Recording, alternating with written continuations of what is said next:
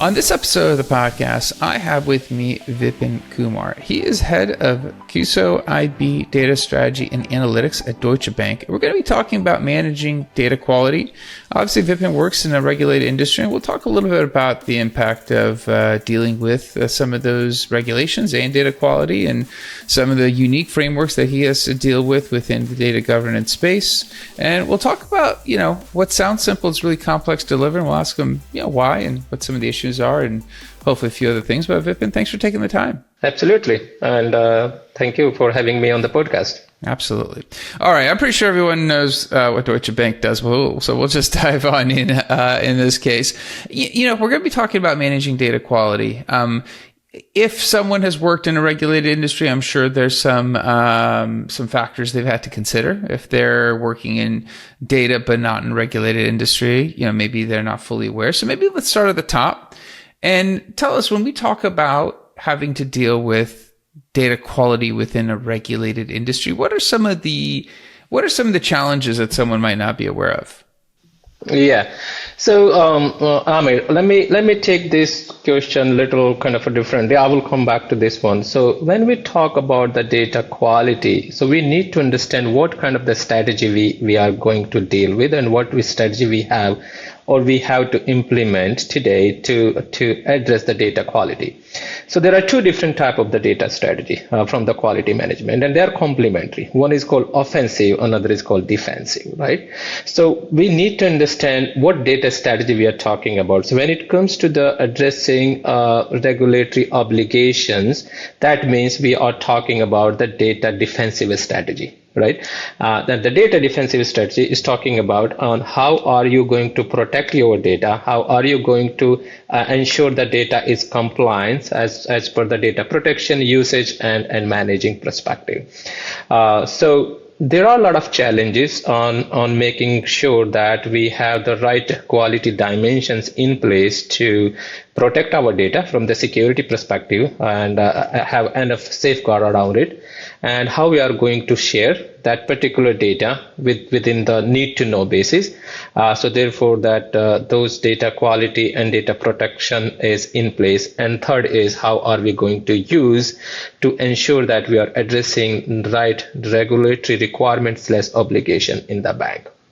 So the challenges I think you ask me is, when we talk about the large institutions or organizations such as a Deutsche Bank or any other financial institution which has the kind of a footprint across the globe, the managing data quality across the fragmented technology scape is the challenges, because these are the legacy banks who started their either in the trading or retail banking long ago in 1960s, 1940s, and we are in 2025. So since then, we still have some legacy systems, and we have already built some strategical platform across the banks. So managing those data qualities or data flow and their quality across the flow of this fragmented landscape is a challenge. Absolutely. And I guess when you look at, when we look at these regulations and we look at data quality already is quite challenging. Like, it's one of the hardest things that a company has to deal with, because obviously it flows into every other aspect of data in the business. When you look at some of the particular challenges and the frameworks you have, maybe you could dive in for us into some of the frameworks when it comes to data governance, and again, it'd be interesting to compare and contrast to maybe things that fall, within your purview that others don't deal with. Again, as I said, the challenges are not only just to implement the rules for the data quality to measure like the timeliness delivery or the completeness delivery or the accurate delivery of the data. So the bigger challenge is also in accuracy, how to measure the accuracy, right? So to measure an accuracy, we need to define what the accuracy mean is, right? So you can measure the accuracy of a data which have not been computed, if you think of that way, meaning the market data or price data in terms of banking, or reference data like a party data in terms of the banking or financial sector. You can reconcile, you can validate the accuracy of the data, meaning how close your data is to the actual value, while you can cross check with the original source of that particular data. Easy to do. But when it is a computed one, like I have created or I have calculated the RWA, I have calculated the mark to market, I have calculated the other risk factors, how do I know whether the value of that risk is as accurate as it should be? It is hard to basically measure. What we can measure is if it is complete, if it is valid, if it is rightly or timely delivered, and then if all these three are kind of matching, then we can say data is accurate. Absolutely. Makes sense. And, when we're talking about, some of, you just gave us a couple examples of having to ensure that data accuracy. When you think about regulation within, it's just the banking industry, because that's obviously where you're at, and you look at the controls and you look at the frameworks you have, in terms of what you just described, how do you measure the effectiveness of that particular framework? As you just stated, you have to look at a couple different factors to actually say this is the actual number. Where does the effectiveness of the actual framework, and how do you evaluate that? Yeah, that's a good question. And measuring the effectiveness of data quality is a key. I won't say it's a challenge, but it's the key, because I'm a producer, right? I'm sitting in the IB. I produce the data which is being used by risk, finance, and treasury further to their the compliance risk reporting or finance risk reporting, right?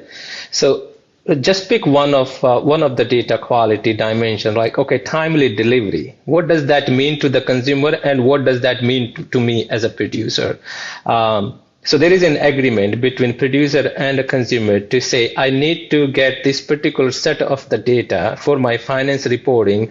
If I pick a date, like, okay, every single day before 9 a.m., right? How I'm measuring it? Okay, I have automated the feed. I have delivered the feed at 9 a.m. And if I have not delivered the feed at 9 a.m., how I'm going to measure it? So that is the challenge.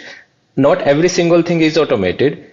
Whatever we can automate through the technological solution around, we can measure the KPI, key performance indicators, and ensure that, yes, every single feed which we have agreed to deliver on timely manner within the time frame, it is delivered or not. And if delivered or not can be measured through a dashboard. There is a multiple solution available today, either Tableau dashboard or any other kind of reporting tool which we have in place. So that's how we will measure not only the timeliness, but every single dimension of quality which we can deliver. But again, as I said, it should be an agreement between a producer and consumer, and there should be a threshold between consumer and producer to say what percentage of threshold it should be meeting to, right? And that's what we measure the effectiveness of those.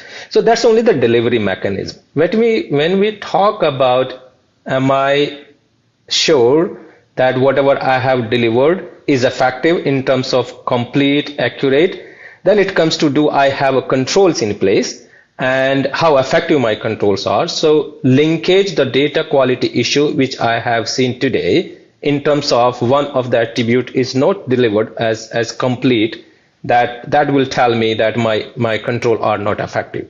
And if it is not effective, then we need to enhance it or improve it to make sure that it meets the threshold deadline. Absolutely. I guess when you look at, and you said something interesting, which, and now that we're talking about, these frameworks and the controls, and it sounds simple. It sounds like, okay, well, this is all obvious. Like, this should be able to be produced. But we're talking about data, and you're talking about, thresholds of what data is accepted and the quality of that data. Talk to us a little bit about what sounds simple and is seemingly super complicated to produce. That'd be interesting. So let's take a very simple example of our day-to-day life, right? Where we basically, relates to these data quality assurance and data quality measurement and the challenges. I generally use that in my day-to-day term when I talk to my stakeholders. We most of us order pizza. Most of us order something online, right? So let's pick a pizza kind of an example. When I do order a pizza, I'm a consumer. My responsibility is to ensure that I need a pizza on a certain time frame, maybe for my dinner or maybe for my lunchtime, right? So I have to order that pizza on a specific time so that it can be delivered to my door within the time frame I'm asking them to deliver it. That's one thing. So that is a timeliness. So I need that's consumer responsibility. Secondly is what size of the pizza I'm ordering it, right? The size of the pizza is important, type of the pizza is important, number of the toppings on the pizza is important, and lastly, on what address, right? So these are the details which as a consumer have to provide to the producers. Now, the producer received every single thing, and this is what an agreement comes into the picture, right? So producer said, okay, I received an order. Did I receive every single information I need to? Address, what time I need to deliver, what pizza I need to deliver, what number of toppings I need to deliver, and do I have the phone number in case I did not identify the address, I can call them, right? So this looks very simple in terms of, oh yeah, I have ordered, I have received it. What if driver did not basically get your address quickly or get your address via Google Maps or whatever they are using it? Does driver has every single information to inform you well in advance to say, hey, I'm on the way. It's supposed to be delivered at 7 o'clock.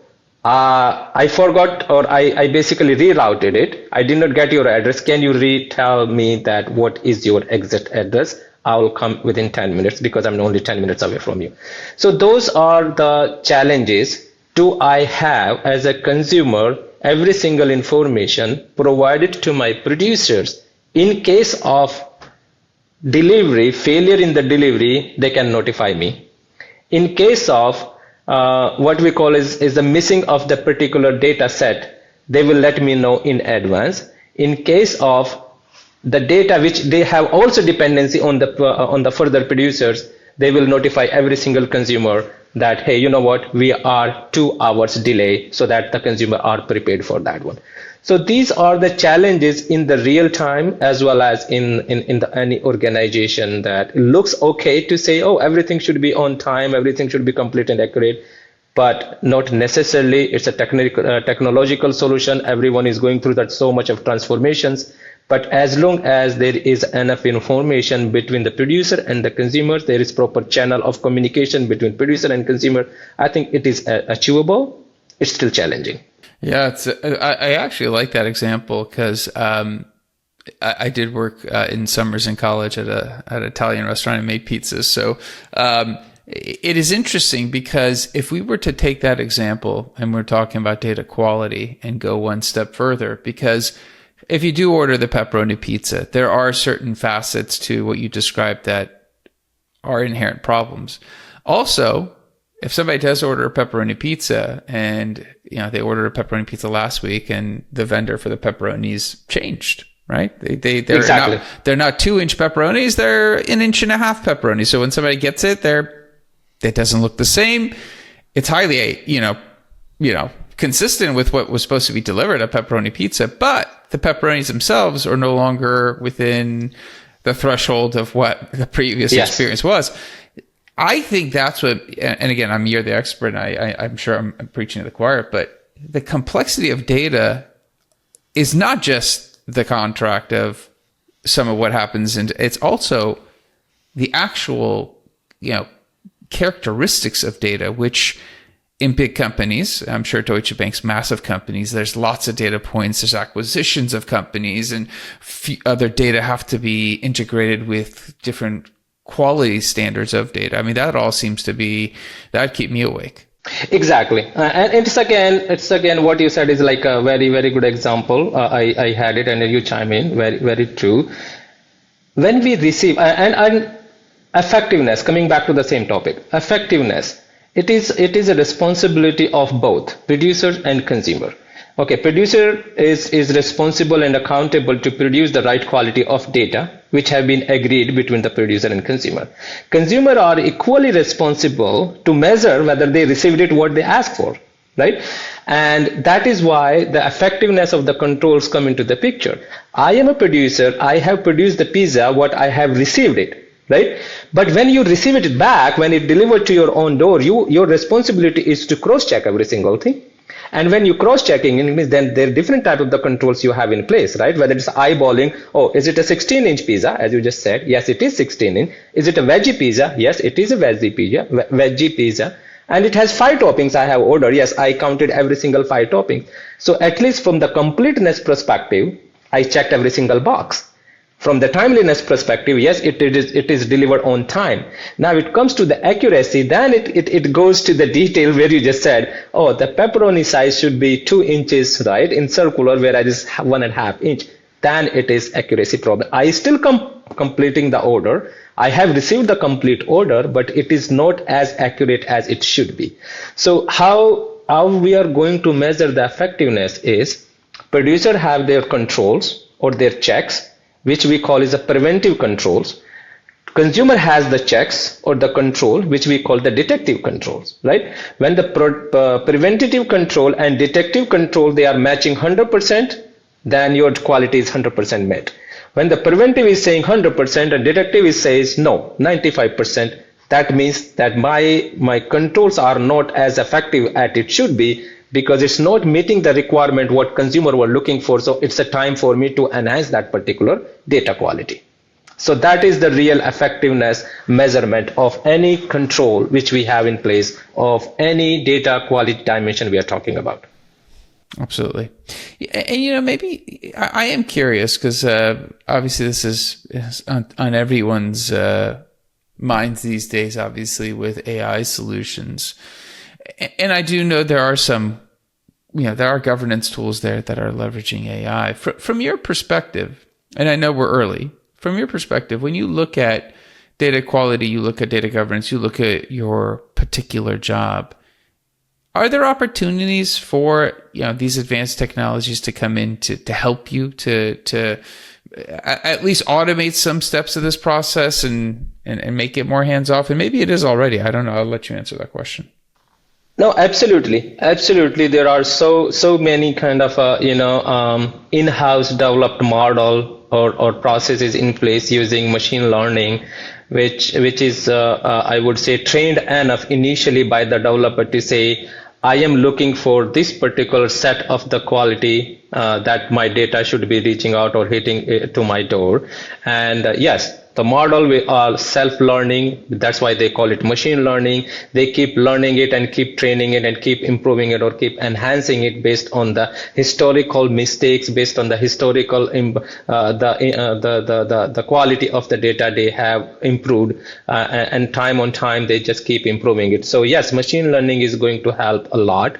Not only into the data quality, but also overall into any predictive outcome which we are looking of, because the set of the information is keep increasing and model is keep learning from the historical pattern that that particular model is encountering into. Absolutely. And I guess when you're looking at your job and your day-to-day, I guess a lot of times when we look from the outside in and we talk about, regulated industries, we talk about data quality, data governance, and these controls. I think from the outside, there's certain perspectives of this role versus when you're in it. And obviously the job isn't to just police the data and police the framework. You're obviously trying to facilitate these agreements because the data needs to flow and you need to ensure the people that need it have it. I guess, are you seeing a shift in how this role is being viewed? Because obviously AI has exposed data quality as a massive concern. Is that something you're seeing out there? I'm already seeing that diversion. Yes, very true. Very well said. Yes, I'm already seeing in that diversion is in the data quality, and that's what I think in the beginning or opening remark I said the data quality we have to look from two perspectives, which are complementary. the offensive data strategy and defensive data strategy. Most of the financial institutions and the medical, I think healthcare is very heavily, and also government sectors are heavily kind of working on the defensive strategy, right? And the defensive is, okay, the regulators have asked me to do something, so I had to do it. The banking is, I had to protect the data because the regulations are out there. They are watching us, right?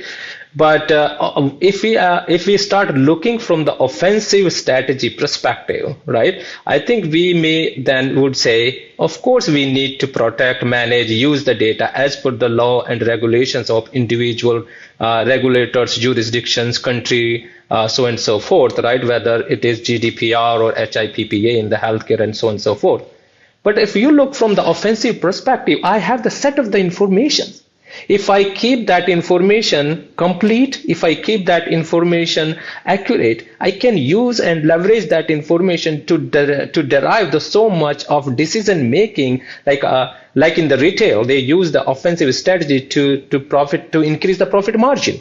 They use the offensive strategy to basically mark their product, because they are using the strategy to see who is the competitor in the market for the same product, same line of the product, right?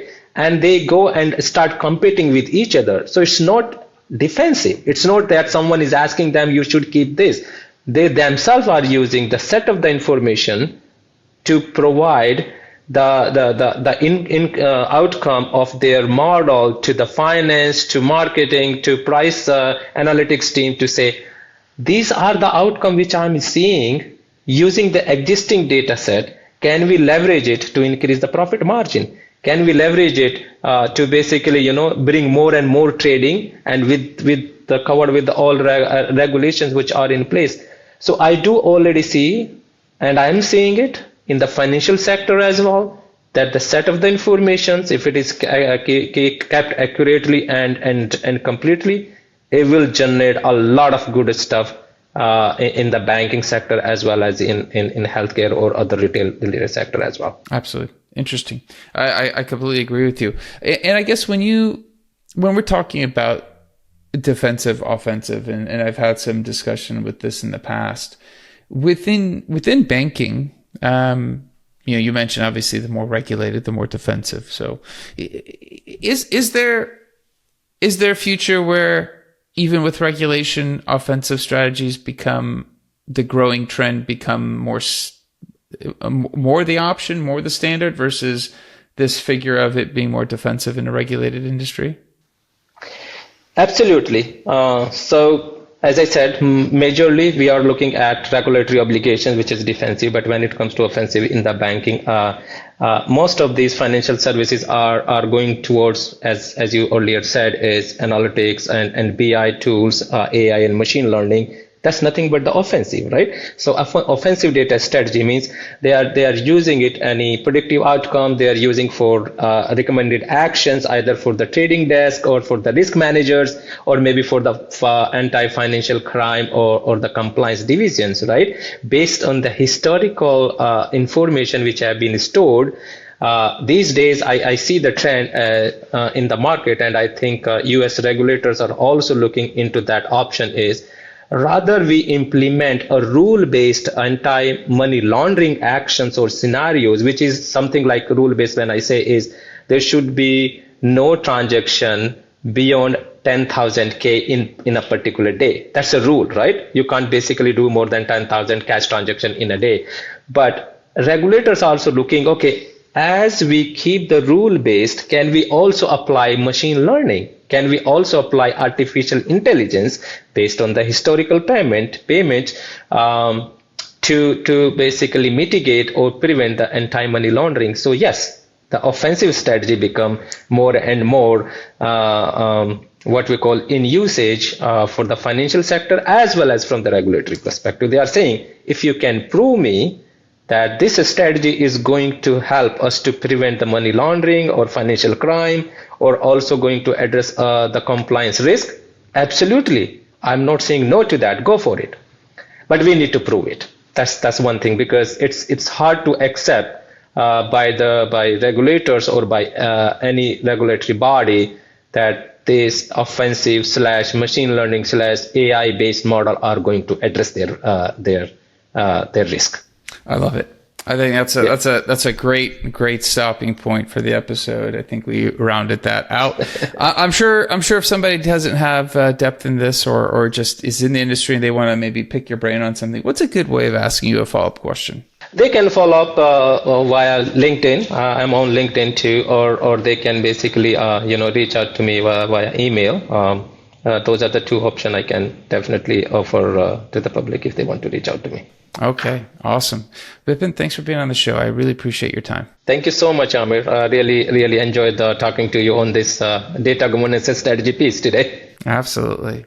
All right. That's it for this episode. I'll be back again. Different guest, different topic. Until then, two things. One, I think Vipin did a great job. He walked us through what it means to deal with data quality in a regulated industry. He walked us through some of the frameworks. We used a pizza example to kind of make it concrete. If you're not dealing with this and you were kind of curious, so I thought that was a great use of that example. It helped me actually solidify my understanding of it. And also, if there is somebody out there that might benefit from hearing this conversation, please share the episode with them. I'd appreciate it. And also subscribe, comment, let me know how the show's going for you. Until next time, thank you and goodbye.